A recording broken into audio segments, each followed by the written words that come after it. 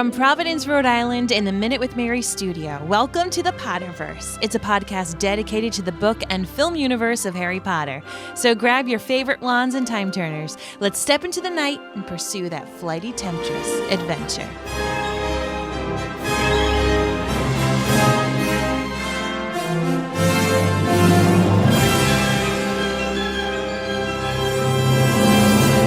Hello, everybody, and welcome back. My name's Mary Larson. My name's Blake, and I love Mailbag. Mailbag's the best. It truly is, especially when it has been long needed. Yes. And your voices and your opinions are super important here at Mary and Blake Media. So we're taking a break from our chapter-by-chapter discussion to have an entire episode dedicated to you, listener feedback. We've been putting it off way too long. So we have an entire episode's worth of feedback to get to.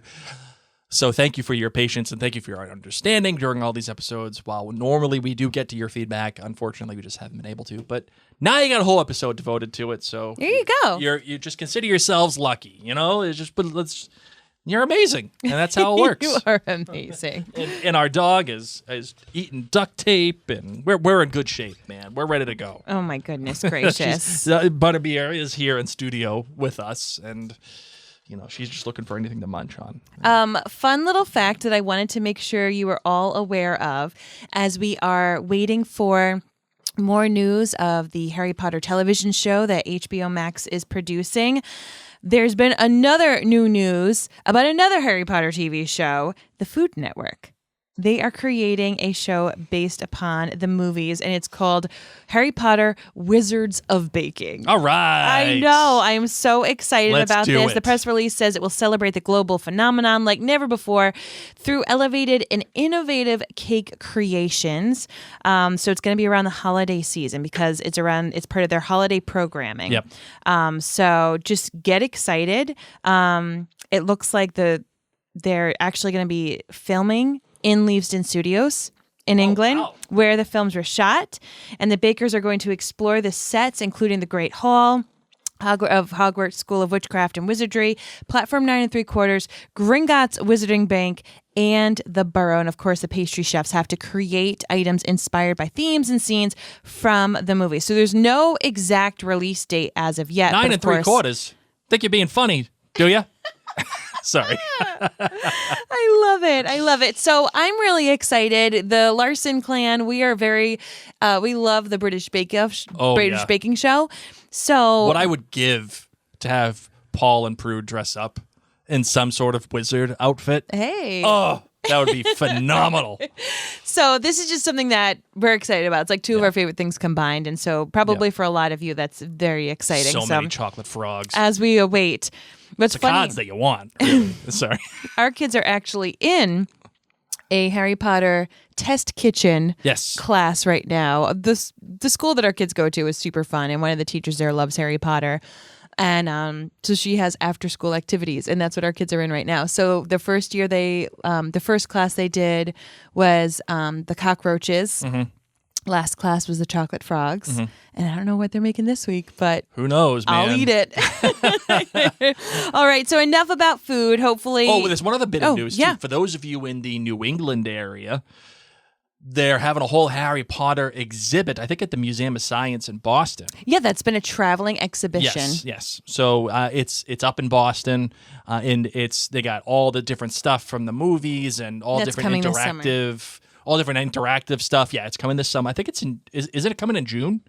I believe so. So as we're recording this, it's a little bit over halfway through May. We haven't gotten our tickets yet, though. I know, we got to do that. I messaged you about it.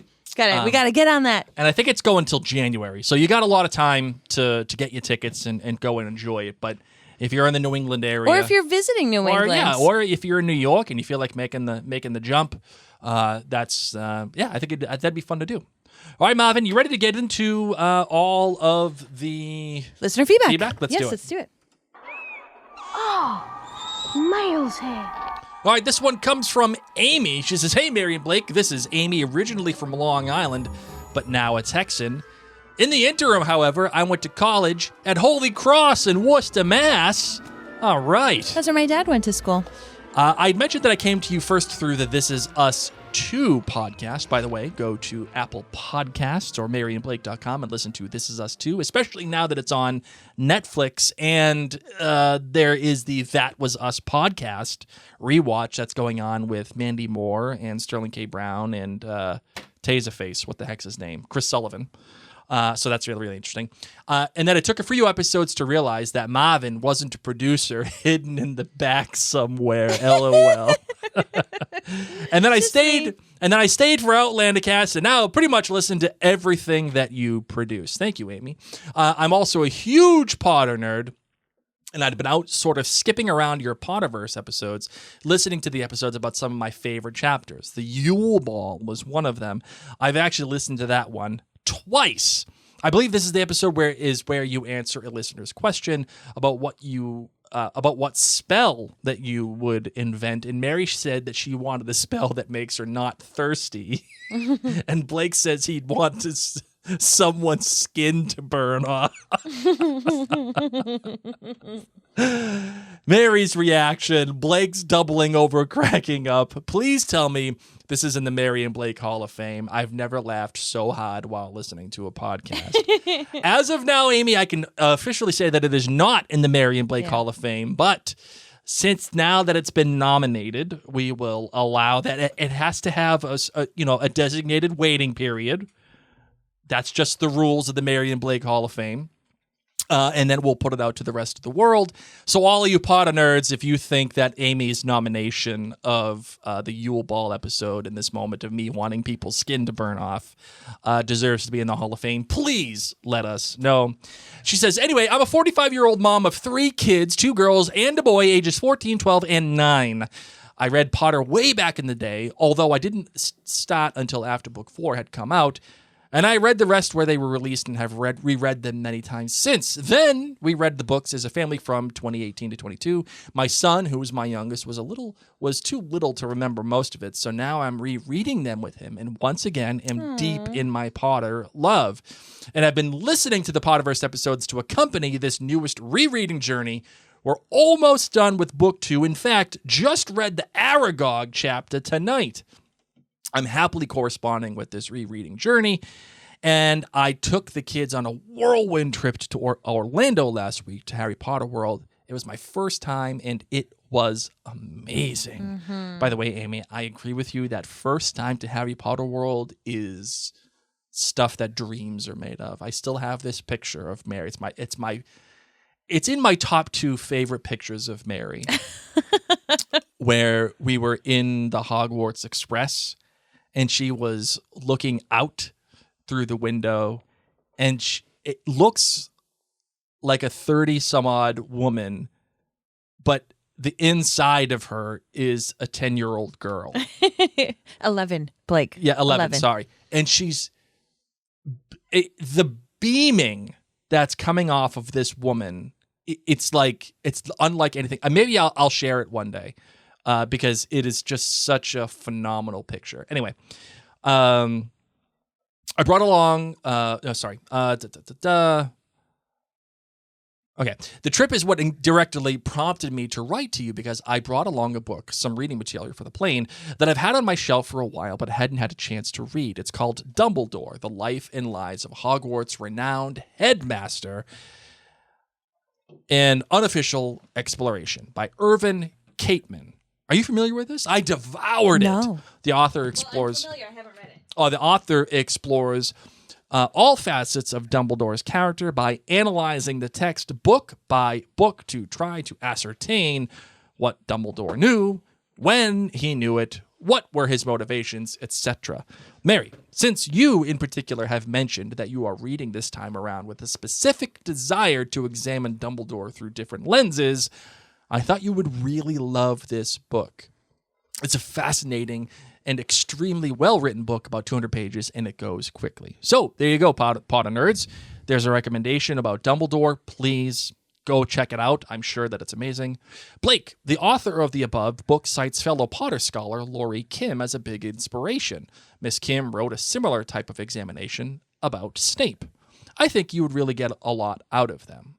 And even though I'm only on book 2 of my reread, I plan to follow you in real time as much as possible as you get into books 6 and 7.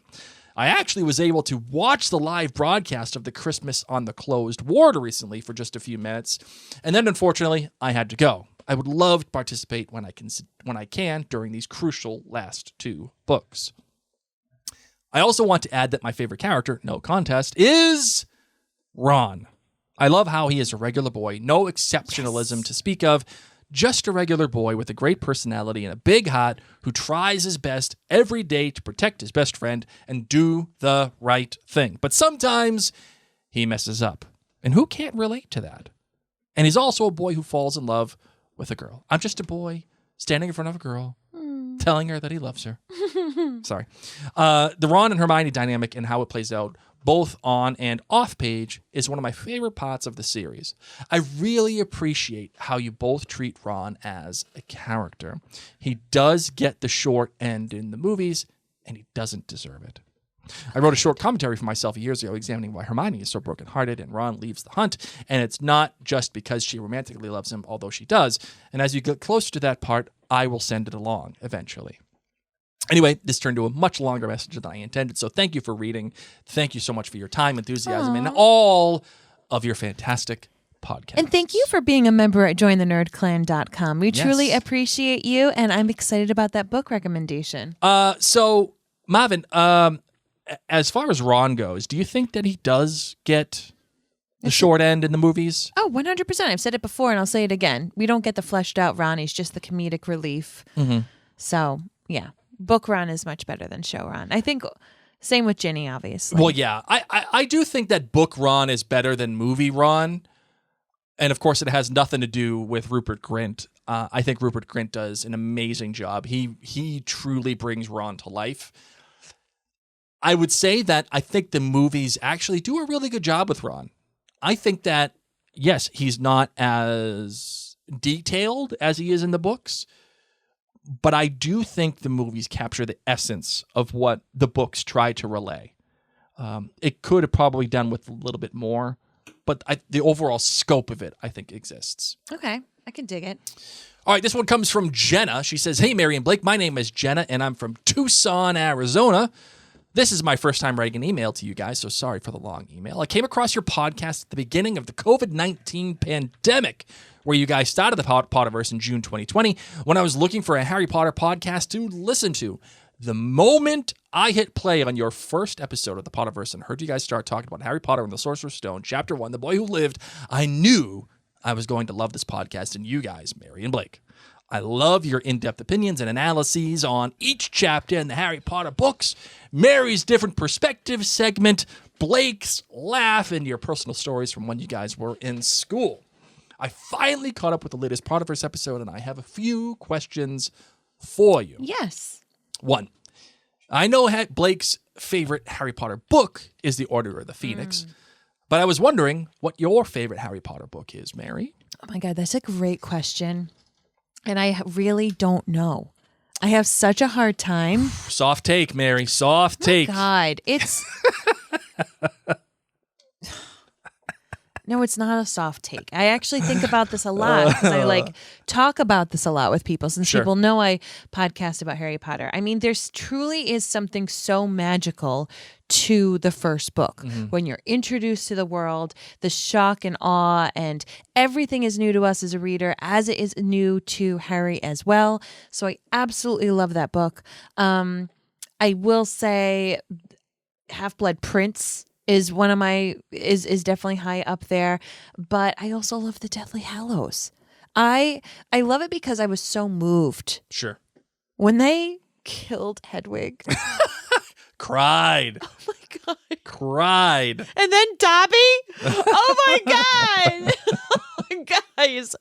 I was significantly moved in the last book. And because too it is the last book. So I don't know. Were you reading?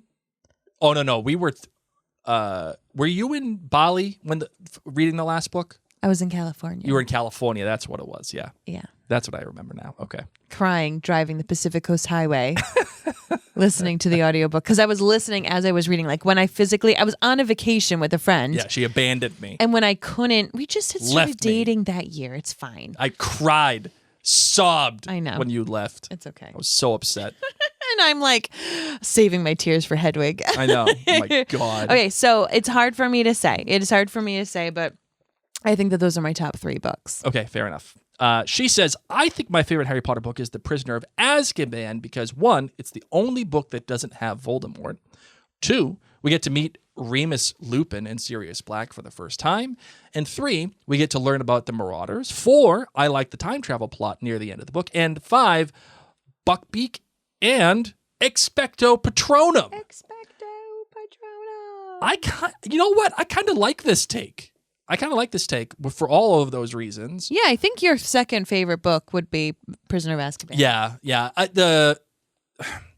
I don't know, the Snape reveal in Half-Blood Prince. And also the cliffhanger of Half-Blood Prince. I know.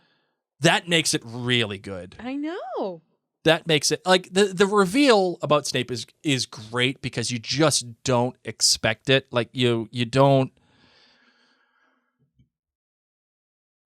think about him being the Half-Blood Prince ever, right? And then the cliffhanger of knowing and not knowing. I mean, and that Draco was a Death Eater and Harry was right all along. Yeah, and you just feel validated. I think I felt validated as a Gryffindor who hated Snape and Draco as much as Harry did. All of these books. And then being like, yes, see, they are bad. And I remember we would have long discussions about it. Yes, when we did, Blake. And we would I'd be like, no, Snape is not bad.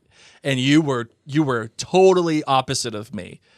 And I remember when he was proven innocent, I was like, oh, I wanted to dance on that grave in the worst way.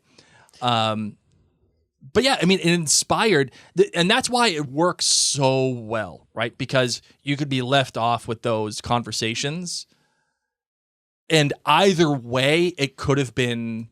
It would have been true. Great. Yes, like and it would have been great. Would have worked. And I that's why I really like that book too. Her second question: do we know if there's any new information about the HBO Max Harry Potter TV series? Yes. So they. Not really. Well, they told us it's coming out 2026. Hold on. Let me. They haven't cast that we know. We know that they were looking at showrunners and they were having finalists for showrunners and finalists for writers. Yes, but there was. It's due to hit Max in 2026. That's what I said. Hold on. Let's see. Yeah, go ahead. Keep going. That's the news that I know, and that's why I'm really excited about this baking thing that's happening. If Blake finds anything else, then he'll announce it. The third question was, what chapter are you two most looking forward to rereading and analyzing in the Half-Blood Prince? Blake will not remember the chapters, because it's been so long.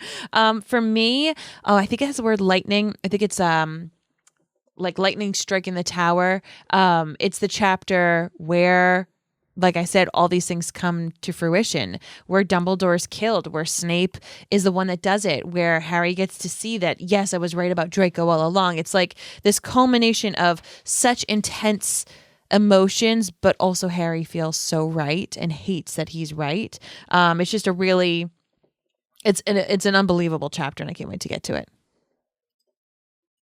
All right, Marvin, I got a little bit of an update here. So they had a series of people come in for showrunners. Mm-hmm. One of them was Martha Hillier, who we all know from The Last Kingdom, right? But they have since narrowed it down to 3 players. One is Kathleen Jordan. Another is Tom Moran, and then a new person, Francesca Gardner. Now, Francesca Gardner is interesting because she was a writer and consulting producer on seasons 3 and 4 of Succession. Okay. So that makes sense for them because keeping in the HBO family. Let's see. Kathleen Jordan, she created the Netflix series Teenage Bounty Hunters, and she also helped create the show The Decameron. And then Tom Moran is a British writer who created The Devil's Hour on Amazon. and then he worked on this show starring Rob Lowe called Wild Bill. Okay. So if it were me, I think that they're probably going to put it in the hands of Francesca Gardner, just because of the relationship with HBO. Mm-hmm. But don't sleep on Kathleen Jordan. So that's that. But other than that, though, they don't have too much else. Everything is being pretty much kept under wraps. And really, there isn't that much to explore. They haven't even gotten a showrunner yet, right?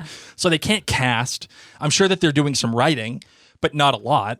They're probably lining up directors in what that looks like. But I think you can rest assured, though, that it's going to be a really big deal. And listen, if there's anybody that could do it, it's HBO. So we'll see we how have that. faith in HBO. We'll see how that turns out. All right. So let's see. What chapter or two are you most? Okay, good, got it. All right. And she says, "Thank you for rereading this really long email. Love you guys. By the way, she's a Ravenclaw." Very cool. All right. So this one comes from Sarah. She says, longtime listener and first-time contributor. She comes from Tasmania. She may be our first listener from Tasmania. I Definitely think so. the first one that we've heard from. If there's other people in Tasmania who listen, we need to know. Because Sarah, that's really cool. For those of you who don't know, it's a small island state off mainland Australia. So cool. And her listening journey to Marion Blake started with Outlander cast a number of years ago. I love your work, and putting on an episode of my latest book or TV club with you is like a warm blanket on a rainy day. I've been hanging out for the first episode of the Potterverse as the chapter Christmas on the Closed Ward, and is one of my favorites in the whole Harry Potter series, and I've been keen to know your thoughts, and I have 3 reasons for this. 1, first, I love the joy the author brings to the story when Muggle and Wizarding worlds collide. The exploration of an alternative medicine that Arthur Weasley embarks on, much to the chagrin of Molly, is such a delightful reminder of the fun side of the Harry Potter universe and the world amongst the darker elements of the Order of the Phoenix. I also appreciate the nod to Gilderoy Lockhart's appearance. Though amusing, it is a subtle act of world building where his acknowledgement hints at a world where character arcs exist outside of the main trio's journey. It also opens a small window where the audience becomes aware that issues such as mental health are accounted for just outside of you. Yes, love that. I totally agree. This and listen, I'm not just hopping on this because Gilderoy Lockhart's one of my favorites. But you're right. I mean, the fact that the world does continue to exist and spin outside of the trio, it's such great writing because you can feel that the world spins outside of them. The world doesn't exist just to supplement them. Well, let's be real. Most of the time we're just in Hogwarts and we're in the brains of teenagers. And those of you who are teenagers right now, it's no offense to you. It's like just biology. Teenagers and preteens' brains are very self-focused. Sure. You know, they have to be. Yeah, it's like it's literally how their brains function at that time frame. So not only do we have these people who just really focus on the sphere around them because of their age, but we're also just kind of plopped into the school. And you think about it, when you're in school or you're in college, you aren't as well aware of what's going on in the world. Particularly, this is before social media. This is, it is what it is. So when they do get to have the outside world of teachers have lives outside of school and that it isn't all gumdrops and roses. Remember when we first met Gilderoy Lockhart? He was the talk of the town. He was down in Diagon Alley. Oh, all these autographs. And this goes to show you, like, a lot of famous people do have a turn of events happen in their life. Sure. I think that there's nothing weirder than seeing a teacher outside of school. Like seeing a teacher outside of school. As a teacher, no, I know what you. I know, but I'm just saying, like, as a student, seeing your teacher outside of school, and just acknowledging that the fact that they have like a life, that they exist outside of school. I remember that happening to me a couple of times, and just not knowing what to do. It's just such an awkward thing. And also building on this world building thing, I kind of think that's where they wanted Fantastic Beasts to go, but they just bungled the execution. Like, I could see the allure of doing that, of exploring the wizarding world outside of Hogwarts and outside of the trio. And, another way of outside the trio is what Sarah writes in her next point. She says, lastly, and most importantly, this chapter, more than any, highlights the true tragedy of Neville's story and provides real power to his final character arc by the end of the series. This is incredibly important when so much of the series focuses on Harry's loss, with Neville's awkwardness as secondary, even though he could have equally had been the chosen one. And in this chapter, Harry understands this. Sarah writes that she feels that it's a shame that this chapter was not included in the film. She's not usually too attached to the changes in film adaptations. The book is the book and the film is a film after all. But I feel that there were some missed opportunities here, or perhaps I'm being too sentimental. She wants to know your thoughts on this. I would say that the film suffers from not having this chapter as well. If only to expand on Neville a little bit more. Right? If only to just look at that and see the kind of... Like, I remember in the film, he's like, oh, my mom and dad, they fought for the Order of the Phoenix, and I'm very proud of that, and Bellatrix, he's looking at the photo and everything. And I think it hits the mark, but I don't think that it truly succeeds overall. I'll tell you why I don't think they needed to do it. Okay, why? Helena Bonham Carter. We all are captivated by her portrayal of Bellatrix. We loathe her. She does such an extraordinary job. I think if it was a lesser actress who did this role, and we would just be like, whatever, she tortured his parents, but she steals the screen when she's on there. Sure. Neville Longbottom how's mom and dad? Like, we all see that and we're just like, I want you to die. You need to Avada Kedavra. Like, you are wretched. If it was a lesser actress and she couldn't pull these feelings from us, then I think we would have needed it. I would have loved to have that backstory. I don't think there was time for it in this to go through, okay, let's go visit Arthur because they have to visit him at the hospital. That's true. They have to build the whole set.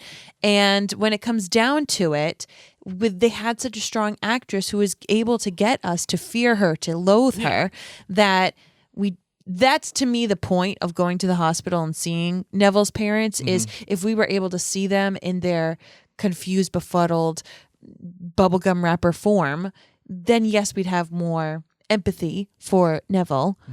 But I think that Helena did such a fantastic job that we don't need it. Yep. And that's why HBC is a gift to humanity. Yes, she is. I love what she says when she's like, yeah, I could play all these other parts, but she's like, where's the fun in that? Like, I want to play these Banana Land parts because I get to act. Yes. That's the fun. I totally agree. Yeah. And, Mary, you brought something up, too, about the practicality of the set and the whole situation. And I think that's one of the things that as creators, especially for film, you have to make those choices. Okay, what are we trying to achieve with each thing, right? What is the purpose and what is the point? And how much are we going to get from it? Like, it would have been cool for the wee magic world building, but we got that in the flying scene with the music. Yeah. And they're flying throughout London. That's the wee magic moment. And like, yes, there's also some wee magic with Lockhart. And it would have been nice. Yeah. Okay. It would have been nice to see him as a callback, but like, you got to get Kenneth Branagh back, and who knows what his schedule was like at the time. And all the awkwardness with Trelawney. I mean, come on. Right, I know. Because Helena was in that. Right, she's in that film. That's her first one. That right there, okay? That right there. Do you bring the man who cheated on Trelawney with HBC? With the woman he cheated on her with?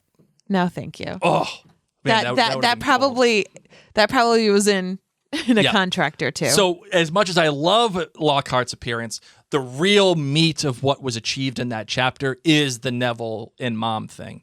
But Mary, I think you're right. The fact that HBC is so great at what she does, you can at least infer what happened, what that looks like, and still feel badly for Neville. But he's a character that, I mean, let's face it, isn't as important as Harry. And really that, you have to see it through Harry's eyes and not Neville's. You know what I mean? Yeah. So I think that's all fair. All right, why don't you read the next one from Sandy? Sandy says, hey, y'all, I found the Potterverse a couple weeks ago, and I haven't been able to put it down. I've been binge listening on Spotify and have made it to Chamber of Secrets.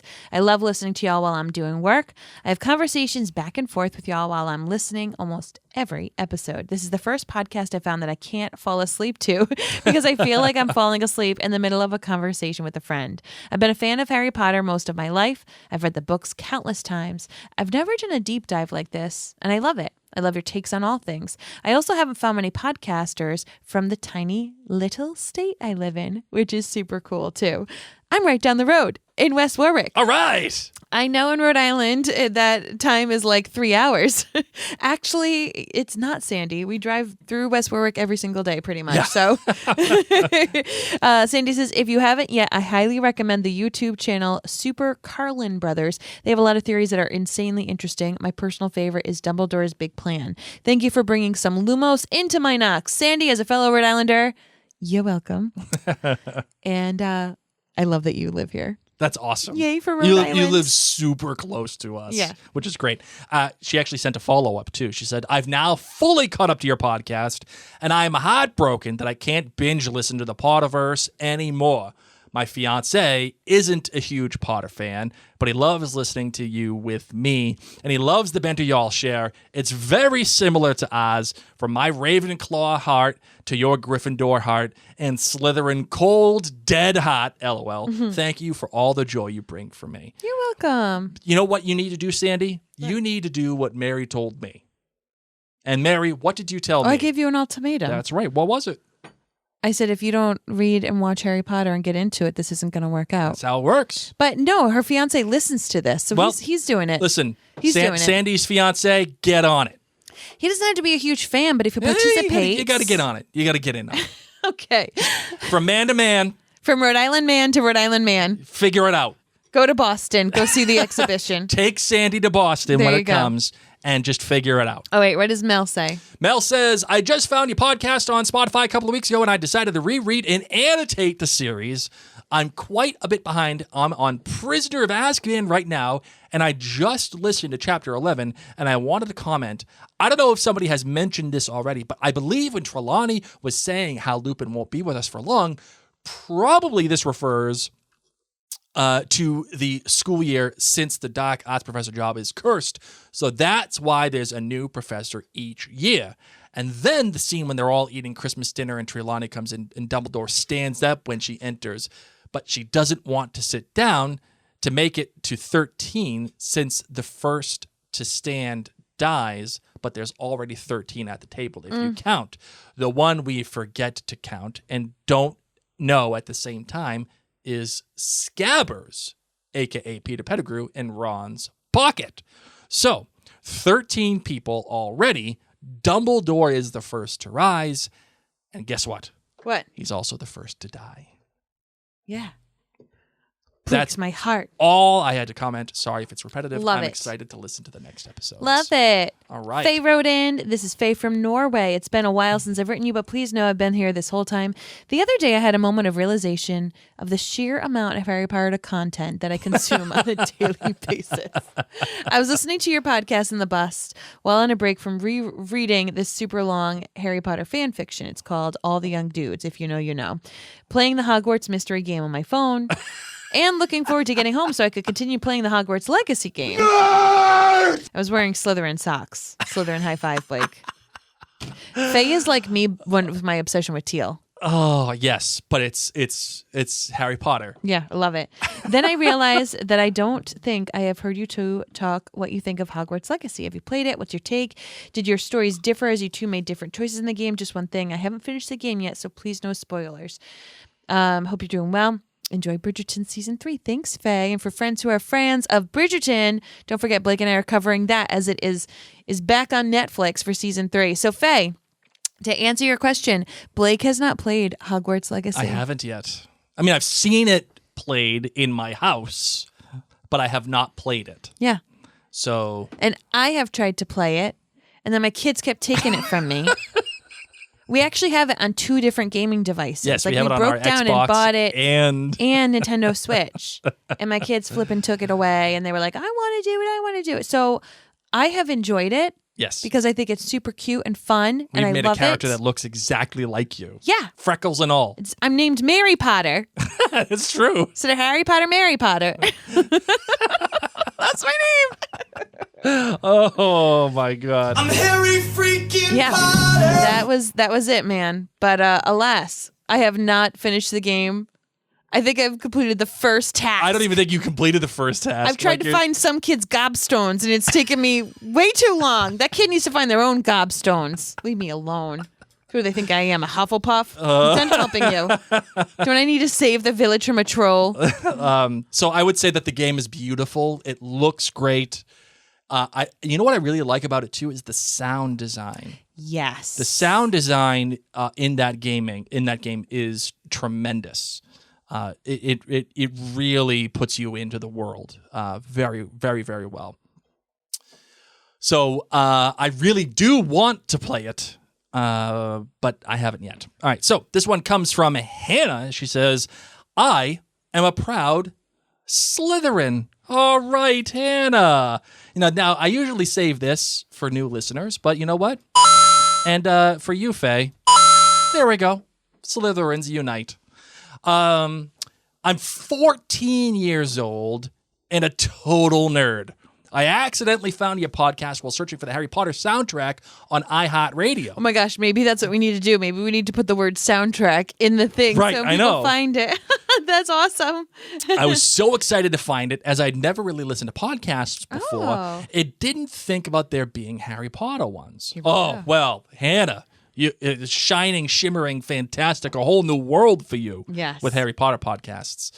I immediately fell in love with it and have binged it for the past month and a half. I'm also originally from New England, so being able to listen to you guys while living in Alabama is really nice. I finally caught up on Chapter 24, Occlumency in the Order of the Phoenix, and now I actually have to wait to listen to the next episode. I do have something I wanted to know your thoughts about, though, and I have for a while viewed Draco Malfoy as somewhat brave and misunderstood. And I appreciate how you guys acknowledge the fact that the way his parents brought him up affected the way that he behaved. And I'm not condoning the way he sometimes bullies people. However, you got to see, Hannah, you got to write it correctly too. It's got to be HOWEVA. However, big however. Big however, at the beginning of the series in The Sorcerer's Stone, he actually isn't that mean to Harry when they first meet in Diagon Alley. I always took it as he was trying to make friends with people and was just acting the way his parents taught him, and even still on the train. Harry also immediately makes an assumption about him without really getting to know him, and while I love Hagrid, he tells Harry that all witches and wizards who went bad were in Slytherin, which we know isn't true. Draco is also smart, and I would even call him brave to a certain extent. In Chamber of Secrets, his father is mad at him for Hermione beating him, but he's still close to the top of his class. I also believe that he wanted his father's approval and acted a certain way accordingly, but he also sometimes does the opposite of what his father wants. Lucius Malfoy tells him that it wouldn't be prudent to appear less than fond of Harry Potter in public, which Draco Malfoy does not obey. When he was a Death Eater, he did it to save his family's lives, which is actually kind of noble. I just want to know your thoughts on that. I also had a question about later in the book. Which room in the Department of Mysteries is your favorite? Mine is the clock room with the bookcases and time turners that Harry sees in his dreams. Sorry this was so long. You guys are my heroes. Thank you for all that you do and for being the Lumos in my time of Knox. Well, first of all, Hannah, okay, I'm going to let you go in on this because you being a Slytherin and Hannah, and this is all about Draco. I'm gonna get your opinions on this. as a Slytherin? Well, most importantly, though, Mary, what matters most is the fact that... Your cousin from Boston. Thank you, Hannah. Okay. Secondly, Slytherin. Yeah, I tend to agree with you, That Hannah. Draco is brave? Noble? It's an interesting take. Hannah. I would say that there is some bravery from Malfoy.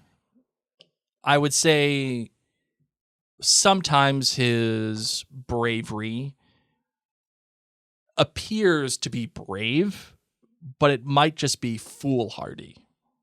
And sometimes that bravery might be a little more self-serving, right? And can bravery be self-serving? That's a great question. But I will say, though, I absolutely agree with you that Draco goes into it trying to be friends with Harry. And Harry is the one that makes a decision to not be friends with him. Well, bravery, in my opinion, is selfless. And when you put others before yourself, I don't know. Yeah, I think it's a great debate to have because, again, how do you define brave, right? And in that exploration of bravery, can bravery still be that when it's self-serving? Right? Like, is someone brave if they,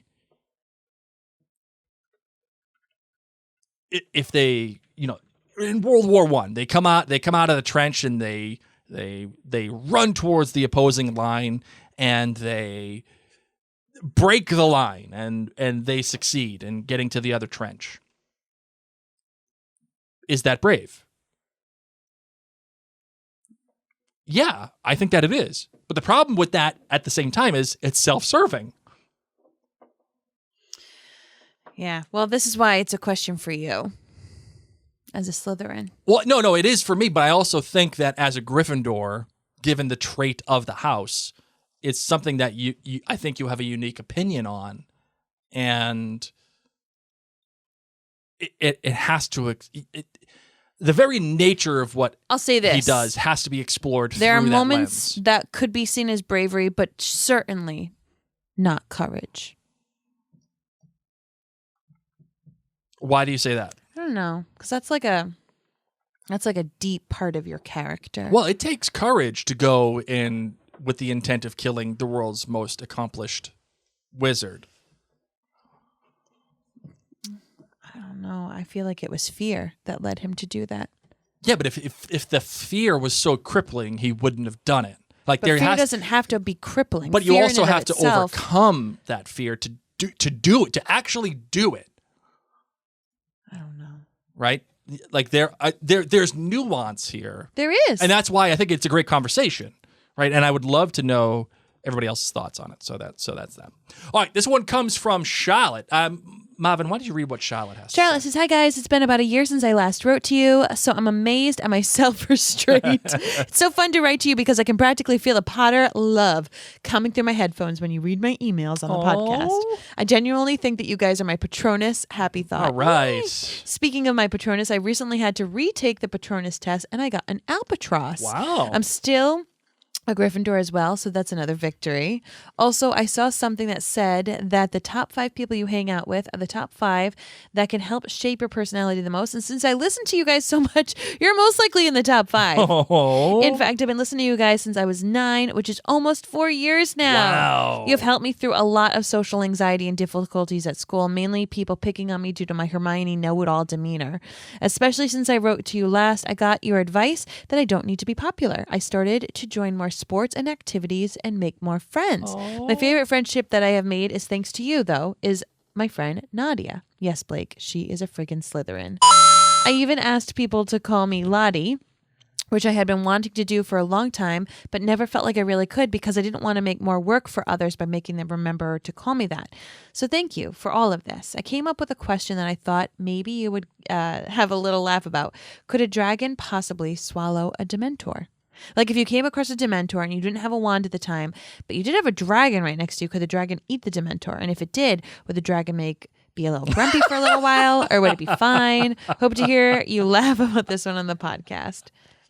Well, Lottie, thank you for sending this along and your kind words about us and what we have helped you accomplish in the time that you've been listening to us. That is probably one of the most kind things someone has ever said to me. And I'm getting a little emotional hearing that.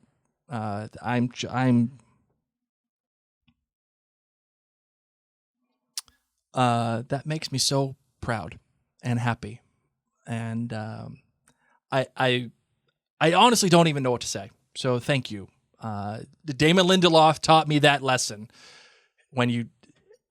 Sometimes you hear something that just puts you in a place that you don't even know what to say, and the best thing you could ever do is just say thank you. So thank you, Lottie. I appreciate that. All right, Marvin. Dementor eating a dragon. Yes. Is it possible? Or, no, sorry, a dragon eating a Dementor. Is it possible? What do you think? I don't think it is. I don't think it is either. Because they're immortal, which means you can't kill them. Yeah, but you could still eat them. I mean, then you just probably poop it out. Yeah, but could you eat it? Oh, could it eat it? Yeah. And would the dragon be... Because it has a physical body. Here's another question. Does a dragon have a soul? Right? Because if it does, by eating the Dementor, does that do something to your soul? Wow. Right? How does the Dementor eat your soul if it's inside your stomach? Oh my gosh. You have to ask that question, number one. I mean, they have to die at some point. I would imagine that they probably die. Right? Like the world just isn't full of Dementors. But the other thing is, how is a Dementor created? You know what? For fun, let's just say that's how you can get rid of them. Dragons eating the Dementor? Yes. That's how they die? Yes. That's their one flaw? Yes. All right. I'm in. Book it. Mary and Blake commandment. All right. Who needs the author? This one comes from Renee. Renee from Tokyo. Hello. She says, I'm a longtime listener of the Outlander Cast podcast, found and fell in love with The Last Kingdom through you, and finally started reading the Harry Potter series to understand these Potter references that sneak into all of your shows. All these professors I had no idea about, which house Uhtred and Alfred were sorted into, and well, Hagrid just sounded like a lovely character to begin with. Yes. By the way, everyone, if you love Game of Thrones and you love the latest show Shogun on FX, or that kind of sword and sandal epics, yes, Mary and I did do a podcast on The Last Kingdom, which is on Netflix. Go to maryandblake.com, check that out, or you can just look it up on Apple Podcasts, Spotify, iHeart, or whatever.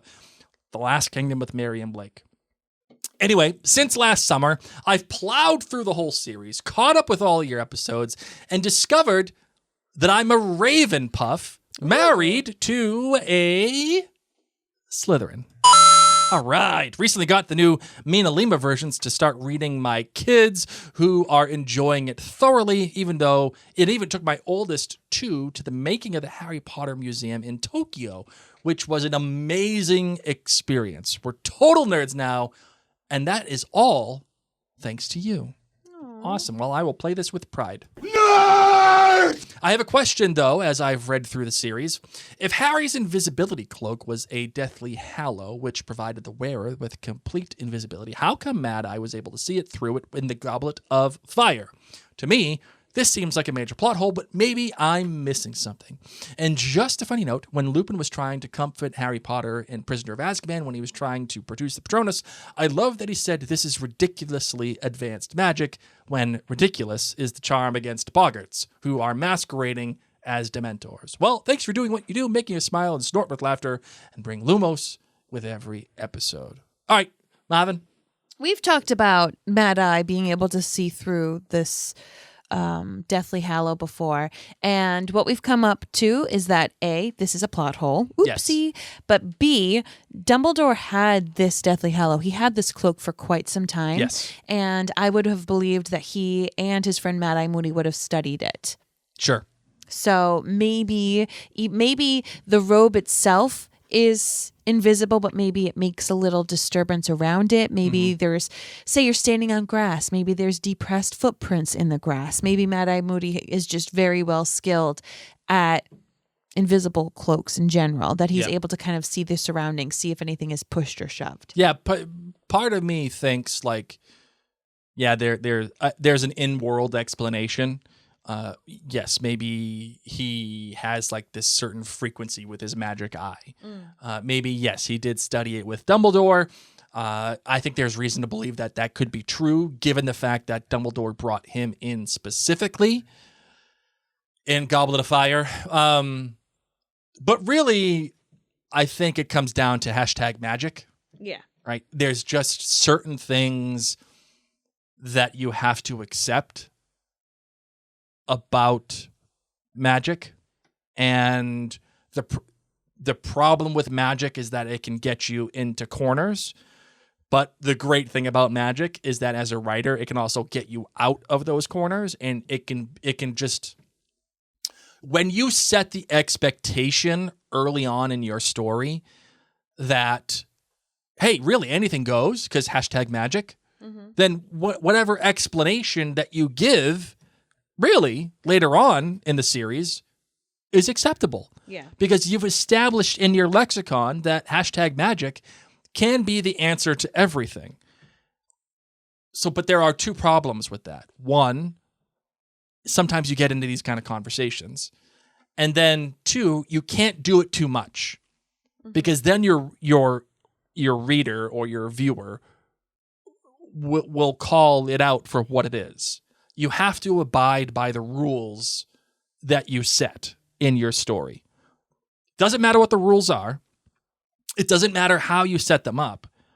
But if you break the rules of your story, you break the rules of your world, your viewer or reader will not buy the rest of your story. And if you do use the #magic experience and excuse too much, the same thing happens, right? The same thing, the reader will be like, nah, that's BS. And the good news is that the author doesn't break her rules. She sets expectations. She follows them for the most part. She never says something in the first book and then turns away from it and says, no, I was wrong. I think the closest that she comes to that is the Thestrals. I think she teeters on that line a little bit, because she says that, people who see death see Thestrals, yet Harry doesn't see them. And that's hard to explain away. Until it becomes convenient where he sees them, but she never really provides an explanation for why. Implicit in it is that there's some explanation. So I think she toes that line with that, but for the most part, I don't think she breaks her rules all that much. All right, Marvin, that is the last email of the latest ones that we've received recently. Is there anything else you want to talk about, or anything else you want to get off your chest? No, I'm excited to get back into the chapter by chapter, and I appreciate all of you for submitting these emails and reaching out to us. Don't forget, you can actually leave a voicemail feedback. That'd be awesome. So you just go to maryandblake.com, click the upper right-hand corner, and there is a Contact Us button, and you can leave like a 90-second voicemail. Yep. Just make sure you say your first name and where you're from, and then, feel free to leave us your thoughts as we go forward in the series. Yeah, if you've read the chapter and you have something to say about it, send the message. If you heard one of our shows and you're like, "Hey, that's BS, Mary and Blake," and you need to say it to us, please do it. We encourage voicemails and emails for all of our podcasts, but especially voicemails, because it's much more personal, and I love having other people's voices on our show. And don't worry, if you do call the voicemail line, it doesn't ring. I won't pick up. It just goes straight to voicemail. In fact, you can record it directly on your smartphone, or your tablet, or your computer. You just hit a button, and then it sends it right to me.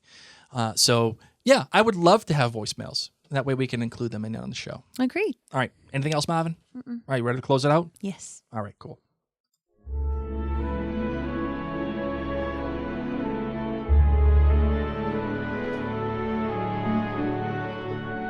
Thank you all so incredibly much for hanging on out with us for this listener feedback episode. As I said earlier, we're going to get back to the chapter by chapter. And if you are interested, we are covering Bridgerton. Or if maybe you don't watch Bridgerton, but maybe someone you know watches Bridgerton, make sure that you pass on Bridgerton with Mary and Blake.